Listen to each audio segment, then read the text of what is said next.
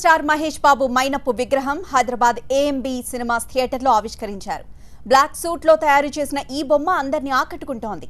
విగ్రహాన్ని ఆవిష్కరించేందుకు సతీమణి నమ్రత, పిల్లలు సితారా, గౌతమ్తో కలిసి ఏఎంబీ థియేటర్కు వచ్చాడు మహేష్. మేడమ్ టుసాడ్స్ మ్యూజియం నిర్వాహకులతో కలిసి విగ్రహాన్ని ఆవిష్కరించాడు. అనంతరం తన బొమ్మతో కలిసి సెల్ఫీ కూడా దిగాడు.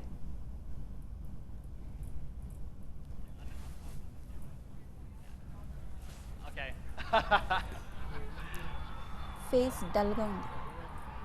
Namrata, I have a question. Questions లోనే కనిపిస్తుంది how excited she is అని.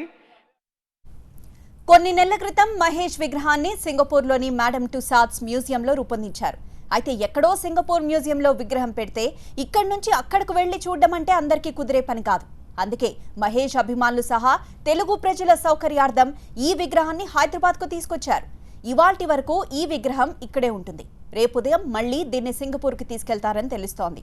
ఇలా ఒక విగ్రహం బయట దేశంలో ఆవిష్కరించడం ఇదే తొలిసారి. మహేష్ స్టాచ్యూని చూసేందుకు అభిమానులు భారీగా తరలి వచ్చారు. తన విగ్రహం ఏర్పాటు చేయడం ఎంతో సంతోషంగా ఉందనన్నాడు మహేష్. ఈ సందర్భంగా మేడమ్ టుసాడ్స్ మ్యూజియానికి ప్రత్యేక కృతజ్ఞతలు తెలిపాడు మహేష్. మైనపు బొమ్మ తయారు చేసేందుకు వారు పడిన కష్టాన్ని వివరించాడు. ఈ విగ్రహ ఏర్పాటుతో తన కుటుంబం ఎంతో ఆనందం వ్యక్తం చేసిందని, శ్రీమంతుడు ఇతర సినిమాలోని లుక్స్ ఆధారంగా తయారు చేశారని చెప్పాడు. నిజంగా చాలా ఆనందంగా ఉంది, చాలా సంతోషంగా ఉంది. First of all I have to thank the entire team of madam Tussauds Singapore for making this possible. Unveiling my wax figure in our own cinemas in front of my children, I don't think it can get better than this. It's a day I'll always cherish. Thank you once again to the entire team. I've not seen the statue before. This is the first time, the wax figure before. This is the first time I'm seeing it myself. And it's incredible. It looks very alive, to be honest. So first naku measurements and chepparu, but inta detailing ga untadani cheppaledu. And I thoroughly enjoyed the process. The way the sculptures, every detail they followed, the color of my hair, eyes, skin, nails, the size of my palm, the hands, legs. It was incredible, the entire process. So I thoroughly enjoyed it. I think it was a decision taken by my team and the team of Singapore, because my schedule was not permitting for me to go there.